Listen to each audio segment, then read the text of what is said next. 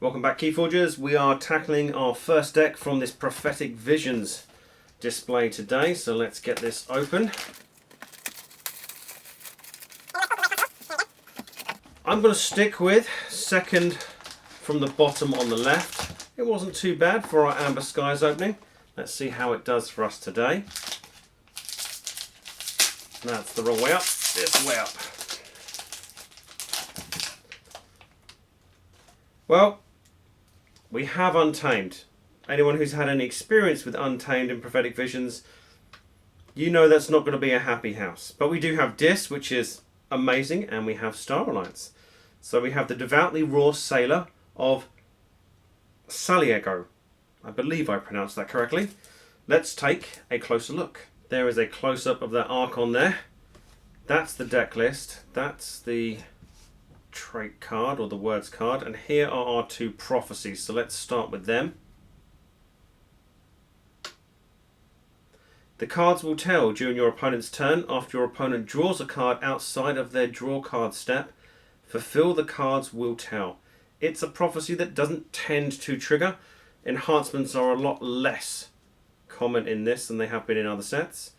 The other side is the end is nigh. During your opponent's turn, after 3 or more creatures have been destroyed that turn, fulfill the end is nigh. Those are two not very good prophecies. We have Wasteful Regret. During your opponent's turn, after your opponent discards a card from their hand, fulfill Wasteful Regret.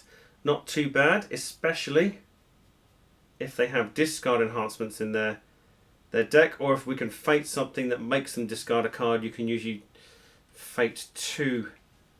And then on the other side we have Treat each action as your last.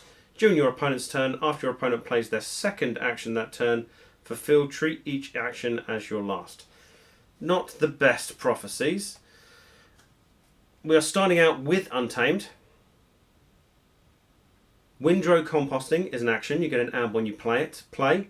Shuffle a card from your discard pile into your deck. Fate. Each player shuffles their discard pile into their deck. Rat Pixie, 2 power with an amber enhancement. Play, and after reap, if you have 4 amber or fewer, gain 1. Prince Bufo, 1 power. It's put an amber and a draw enhancement in the deck, and this one is enhanced in Star Alliance. Fate, your opponent forges a key at current cost. Probably one of the worst creatures to get a house enhancement on, because you usually fate this card. A second Prince Bufo. Fog Murmuk, 3 power. While Fog Murmuk is not on a flank, keys cost -1. A second Murmuk. Consult the Bones is an action. Play. Discard the top card of each player's deck. For each card discarded this way, resolve its bonus icons as if you had played it. In my experience, it never works for me. A second Consult the Bones. Mushroom Man, 2 power. Mushroom Man gets +3 power for each unforged key you have.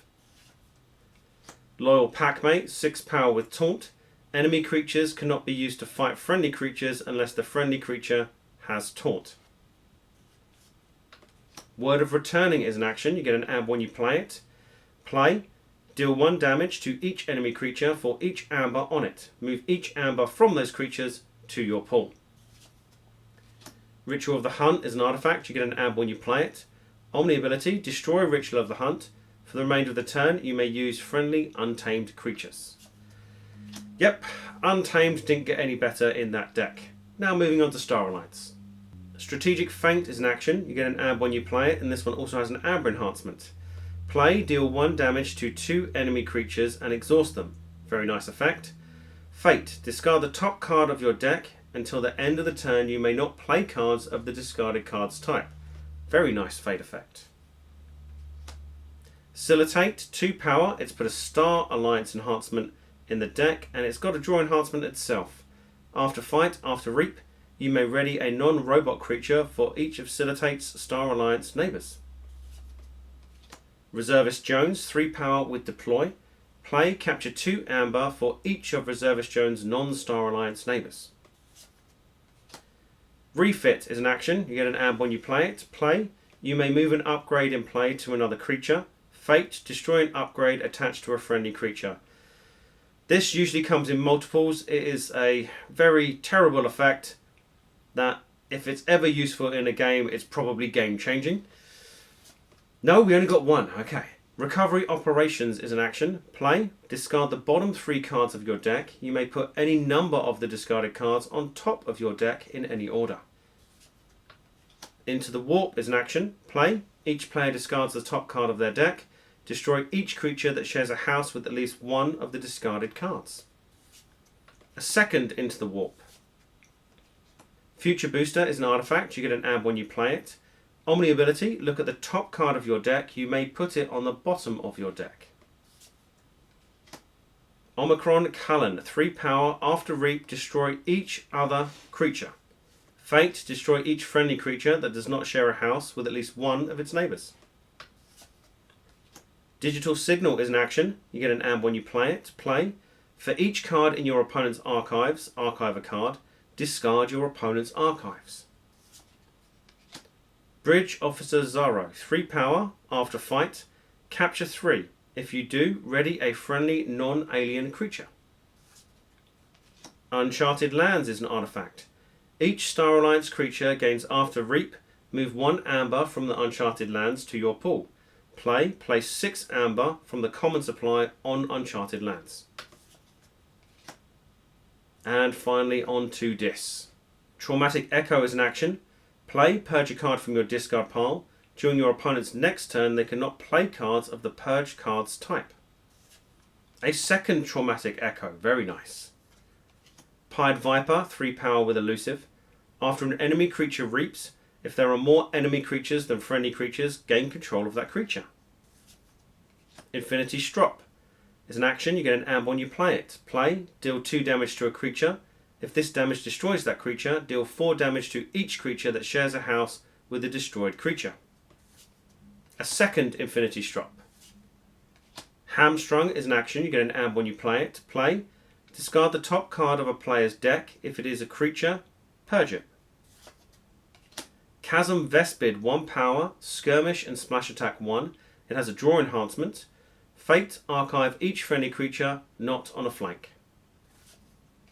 Carrion Worm, 2 power. After Reap, destroy an enemy creature. Scrap, put an enemy creature on top of its owner's deck. Banish is an action. You get an add when you play it. Play. Put an enemy creature into your opponent's archives. Poised Strike is an upgrade. You get an add when you play it. After a player readies this creature, destroy it. Fate, skip your ready card step this turn. Eye for an Eye. 4 power. Play. Discard your hand. After Reap, your opponent discards 2 random cards from their hand. Remy's Horror is an action. Play. Destroy a creature and an artifact. Purge a random card from your opponent's hand. That's a fantastic card. There we go. Let's take a closer look. Slightly different approach to a deck analysis. We'll do the standard deck analysis in a second, but I just want to look at the fates and we'll look at our prophecies. Now, as we said, our prophecies are not great. Our fate effects aren't that great either. We have 2 Prince Bufo.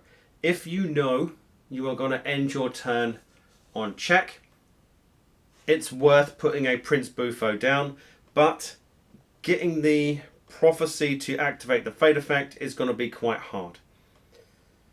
If your opponent draws a card outside, or if they discard a card from their hand, that's their choice. They could choose not to do that. During your opponent's turn, after 3 or more creatures have been destroyed, again, it's their choice. They have control over that.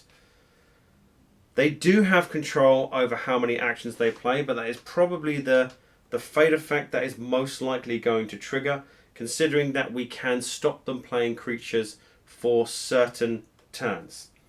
Traumatic Echoes, the 2 that we have. If we purge a creature from our discard pile that we don't mind purging, then they will only be able to play actions, upgrades or artifacts. It's more likely that they'll trigger that one. We have Windrow Composting. Shuffle a card from your discard pile into your deck, or each player shuffles their discard pile into their deck. You're most likely going to play this for the play effect. Strategic Feint is probably one of the best fates of this deck. discard the top card of your deck until the end of the turn. You may not play cards of the discarded card. If we can get that to fire, if we have locked them out of creatures and we know it's going to be an action because they've revealed it on their turn, fantastic. We need to get it to fire on ours though. We could use a Carrion Worm to put an enemy creature on top of its owner's deck. That way we might use the Traumatic Echo to purge an action if we know the Fate effect is going to fire. Carrion Worm is also quite good if you want to combine it with Hamstrung. You can scrap the Carrion Worm to put an enemy creature on top of its owner's deck, then you can discard the top card of the player's deck if it's a creature, purge it. It's a nice little combo you've got there. Refit is just, it's not a great card unless your opponent has really good upgrades. There might occasionally be a time where it becomes a great card, but overall, not great. Omicron Callan. After Reap, destroy each other creature.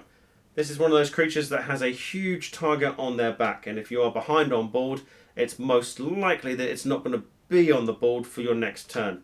If somehow it is a ball clear. The Fate effect, you will need to play around it. Don't forget to organise your battle line so that at least one of the neighbours shares a house. Otherwise you're going to wipe your battle line and your opponent's battle line. Chasm Vespid, archive each friendly creature not on a flank is nice. Just be wary of good play effects in your opponent's battle line. I got caught out when I fated it turn 1. And by the time it activated, my opponent had 2 Infernuses that were in, not on the flank of their battle line, so they archived them, and that was a kick to the system. Let's just say that. Poise Strike, skip your ready card step. It's a little bit of disruption. It's probably not going to be game changing. But those were the prophecies. Let's move on to the actual rest of the deck. The breakdown for this deck was 17 actions, 15 creatures, 3 artifacts and 1 upgrade. There was 14 printed amber, 2 of which was enhanced. There was 2 draw enhancements and 1 Star Alliance house enhancement, which just so happened to hit on that bufo there. Pretty useless, to be fair. If we look at amber control, there's not much. Reservist Jones, I would say, is your nearest thing to a sure bet of capturing 2 or 4. Because it's got that deploy, but you're going to need 2 other creatures on the board of either Dis or Untamed. And the other one is Bridge Officer Zaro. 3 power with an after fight ability of capture 3 if you do ready a non-alien creature. So you've got a bit of efficiency to ready another creature in Star Alliance. Well, you don't have to ready another creature in Star Alliance, but within Star Alliance you have these 2 creatures and 2 others, which makes our Oscillate, when we come to look at it later, a little less effective as well. Apart from that, you are not going to be controlling your opponent's amber with this deck. Amber Generation, again, it's okay. You've got those 14 amber pips. You have the 2 Prince Bufos. If you can get the Fate effect to fire, if you have 6 amber, there's lots of ifs in there. You can make the keys cost less with your Murmuk, just bearing in mind that it's also your opponent's key cost. Consult the Bones. That's a hit or a miss. It very rarely works for me. It's unlikely you're going to hit a Ritual of Tagnoth or a Sandworm. But if you do, and you can stack the deck, fantastic. Rat Pixie is nice. It got one of the enhanced amber pips, which makes it a little less efficient, though it is an amber pip, because the play effect, if you have 4 amber or fewer, gain 1. You're going to gain 1 either way. Word of Returning is nice. It kind of fits in with creature control as well. You deal 1 damage to each enemy creature for each amber on it, and then you move each amber from those creatures to your pool. If you are up against a Saurian or a Sanctum, it's a very good card. Ritual of the Hunt, one of the artifacts. Omni ability to destroy it, and for the remainder of the turn you may use friendly untamed creatures. Amber Generation for Reap, maybe. There's your Oscillate. You may ready a non-robot creature for each of Oscillate's Star Alliance neighbours. Now we only have 4 creatures in Star Alliance. If it happens, it happens. It's unlikely. With only those 4 creatures, it makes Uncharted Lands okay, but not great. It's a chance for you to gain 6 amber from reaping. If your opponent is playing Star Alliance, it also works for them. Expected amber, it's there, it's not a given. We do have artifact control. Remy's Horror. A card which I have no idea why they printed, but I can definitely understand why it's a rare. Destroy a creature and an artifact. You have to do that. It doesn't specify enemy, so if you're the only one with an artifact or you're the only one with a creature, it's going to affect you. Purge a random card from your opponent's hand. That's a nice effect.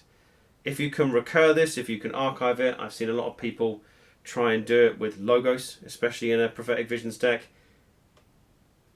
It's a nasty card, but it's artifact control, also creature control, and disruption. Creature control is something this deck didn't really struggle with. We have the Banish to put an enemy creature into your opponent's archives. The 2 Infinity Strop. We had the Chasm Vespid with the Skirmish and the Splash Attack, and it hit one of those draw enhancements.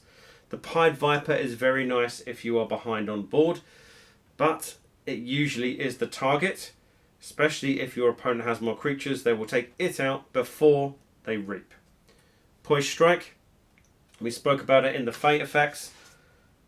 After a player readies this creature, destroy it. It does mean they get to use it unless we can exhaust it. 2 Into the Warps is nice. Omicron we already spoke about. And then Strategic Feint, which is deal 1 damage to 2 enemy creatures and exhaust them, which is nice. But the Fate effect for me is a lot better. So I would try and Fate that, but with the prophecies in this deck, I don't know.